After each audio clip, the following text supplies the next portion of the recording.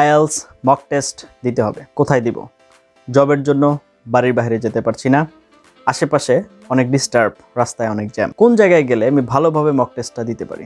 আমি কি নিজের ঘরে বসে মক টেস্ট দিতে পারবো কিনা, বা অনলাইনে কোনো ভালো রিসোর্স আছে কিনা, এই ধরনের টেনশন যদি আপনার মাথায় থেকে থাকে, তাহলে আজকের লেসনটি শুধুমাত্র আপনার এই জন্য। আপনার আইএলস মক টেস্ট রিলেটেড অনেকগুলো প্রশ্নের উত্তর আজকে আপনাদেরকে দিব, যেটা আমি লাস্ট 10 থেকে 12 বছর যাবত হাজার হাজার ছাত্র পড়াতে যেটা আমি শিখেছি, সেই জিনিসগুলো, এক্সপিরিয়েন্সগুলো আপনাদের সাথে শেয়ার করব। কারণ অনেক ছাত্র আমাকে বলে যে স্যার, অনেক দিন ধরে মক টেস্ট দিচ্ছি, একই রকম স্কোর আসছে, দিয়েই যাচ্ছি, 3 মাস ধরে মক টেস্ট দিচ্ছি, একই রকম স্কোর আসছে, কোনো ইমপ্রুভ হচ্ছে না, তাহলে আমার প্রবলেমটা কোথায়?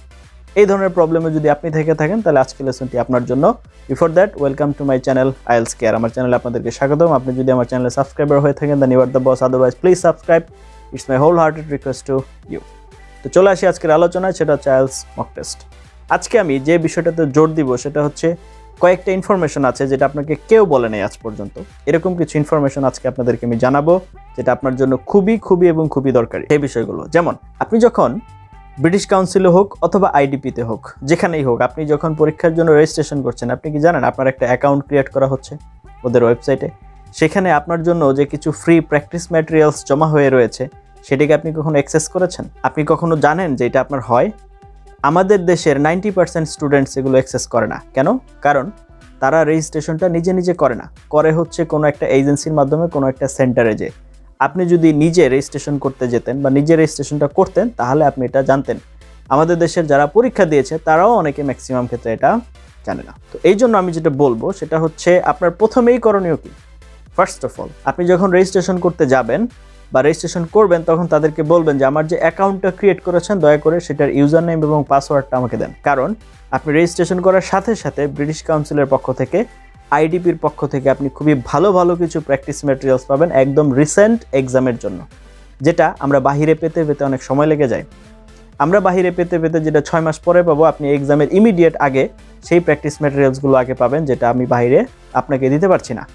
I can't give you, actually literally I can't give you, আমি আপনাকে দিতে পারবো না। দেয়ার ইজ নো ওয়ে, আসলেই কোনো সুযোগ নেই। সুতরাং আপনি কিন্তু এটা থেকে বঞ্চিত হচ্ছেন। তাহলে এখন থেকে আপনার কি করতে হবে?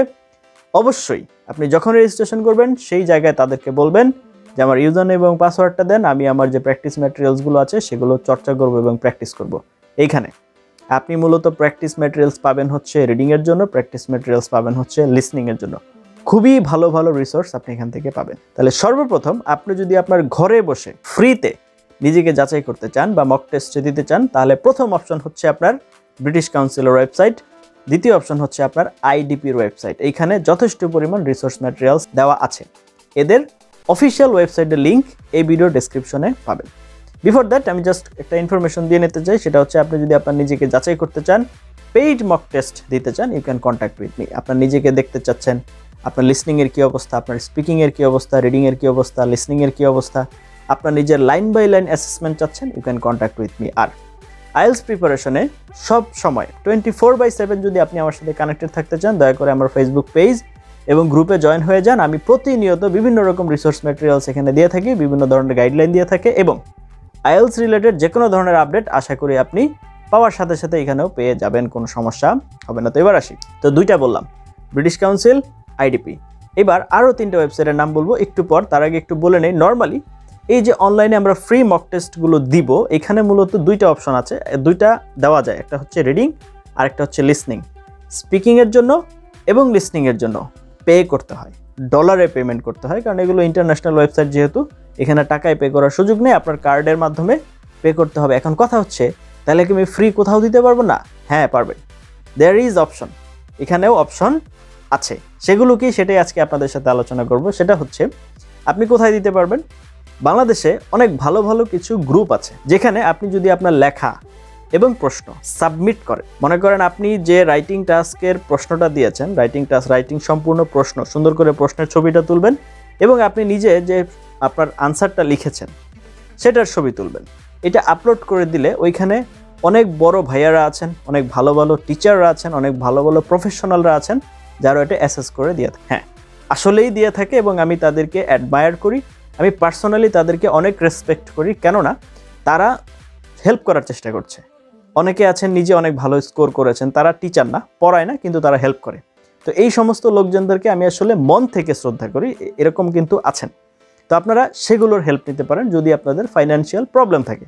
তাহলে কি করতে পারেন, আপনি ফেসবুকে একটু আইএলটিএস প্রিপারেশন গ্রুপ লিখে একটু সার্চ দিবেন, দেখবেন প্রথম ক্যাটাগরির কিছু গ্রুপ আছে যেগুলো খুবই অ্যাক্টিভ এবং ওইখানে অনেক বড় ভাইয়ারা আছেন, আপুরা আছেন, অনেক ভালো ভালো প্রফেশনালরা আছেন। তারা কি করে থাকেন, আপনাদের যারা নতুন তাদেরকে এই গাইডগুলো করে থাকেন। আর এই অধমেরও একটা ছোটোখাটো ফেসবুক গ্রুপ আছে, এইখানে অনেক স্টুডেন্ট তাদের রাইটিং জমা দেয়, আমি নিজে সেগুলো অ্যাসেস করে দিয়ে থাকি আমার ক্ষুদ্র জ্ঞানে আমি যতটুকু জানি। আর লাস্ট 8-10 বছর যাবৎ পড়াচ্ছি, আমার হাত দিয়ে মোটামুটি 10,000 স্টুডেন্ট আইএলটিএস পরীক্ষা দেওয়া হয়ে গেছে আমার এই ক্ষুদ্র জীবনে। আশা করি সেখান থেকে কিছুটা হলেও আপনাদেরকে হেল্প করতে পারবো। আপনার যে রাইটিং টাস্কের পরীক্ষাটা আপনি দিয়েছেন, দয়া করে সেই প্রশ্ন এবং সাথে হচ্ছে তার যে আনসারটা রয়েছে সেটা সুন্দর করে ছবি তুলে আপনার হচ্ছে নাম লিখে আপলোড করে দেন, আমি সেটা অ্যাসেস করে দিব। হয়তো 2, 4, 5, 10 মিনিটের এদিক সেদিক হতে পারে, সময় লাগতে পারে, ব্যস্ত থাকলে, কিন্তু দিব, এটা কনফার্ম। এটা করতে পারেন রাইটিংয়ের জন্য, যেহেতু এটা আপনি নর্মালি কোথাও ফ্রি অপশন পাচ্ছেন না, এটা আমি বলে দিলাম যে আপনি এটা একটা অপশন আমার কাছ থেকে নিতে পারেন।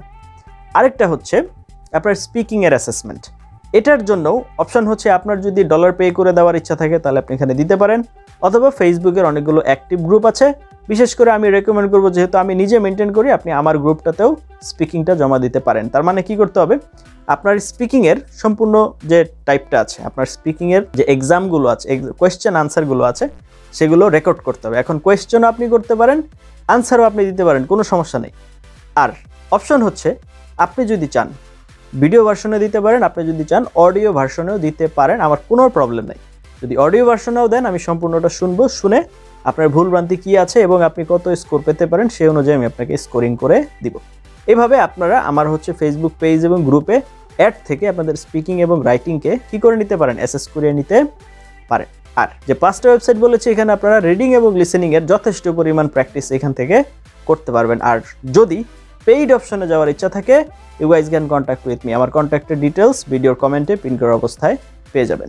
যাই হোক, আইএলটিএস মক টেস্টের ক্ষেত্রে যে জিনিসটা সবচাইতে ইম্পর্টেন্ট আমি এখন যেটা বলবো সেটা হচ্ছে যে আপনি আজকে একটা মক টেস্ট দিলেন, আগামীকালকে আবার একটা মক টেস্ট দিলেন, আগামীকালকে আরও একটা মক টেস্ট দিলেন, এতে আপনার কোনো বেনিফিট হবে না। তাহলে পিছনের ব্যাখ্যাটা কি?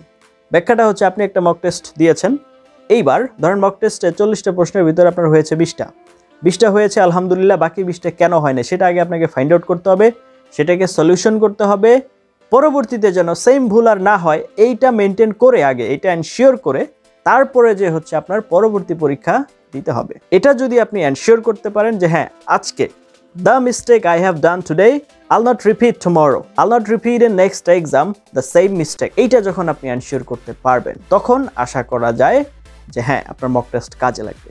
If you don't rectify your problem, if you don't solve them, if you go just one by one lots of mock test, but there will be no benefit for you.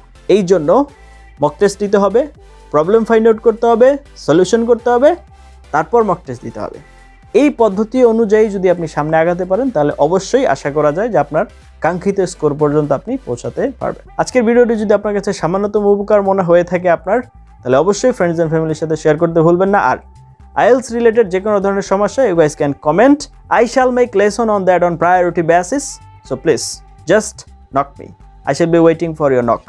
আপনার একটা কমেন্টের জন্য আশায় থাকবো। Thank you for watching until now.